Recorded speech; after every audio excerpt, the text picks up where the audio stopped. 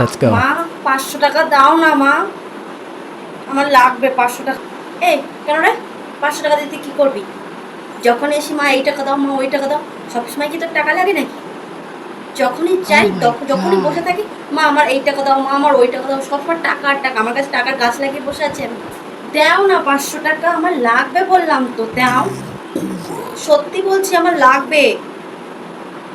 আমি ডাক্তারের কাছে যাবো চোখ ঠিক করতে। আমি অনেকদিন ধরে চোখে কিচ্ছু দেখতে পাচ্ছি না, আমার চোখটা ঝাপসা ঝাপসা লাগছে, আমি পড়াশোনাও করতে পারছি না। তুমি দাও না 500 টাকা, মা আমি ডাক্তারের কাছে যাই, চোখটা ঠিক করে আসি। দাও মা।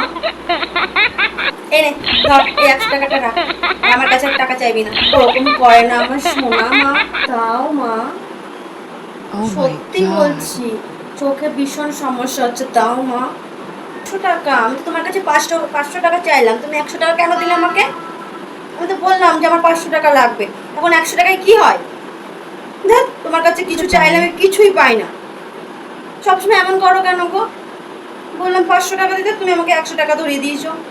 দেখ, ও তাহলে টাকাটা নিবি না? তোর তো চোখ ঠিকই আছে দেখছি। আমি তো 500 টাকার নোট দেইনি, আমি তোকে 100 টাকার নোট দিয়েছি, তুই তো ভালোই দেখেছিস যে মা 100 টাকার নোট দিয়েছে। বললি যে না আমি 100 টাকার নোট নেবো না, তাহলে তোর চোখ ঠিকই আছে, তা তুই কেন ফাও ডাক্তারের কাছে যাচ্ছিস বলতো? শুধু শুধু পয়সাগুলো ধ্বংস করতে নাকি? দে পয়সাটা আমাকে দে।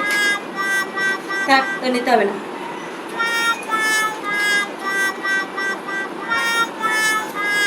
পয়সাটা আমার কাছে থাকলে তাও কাজে লাগবে।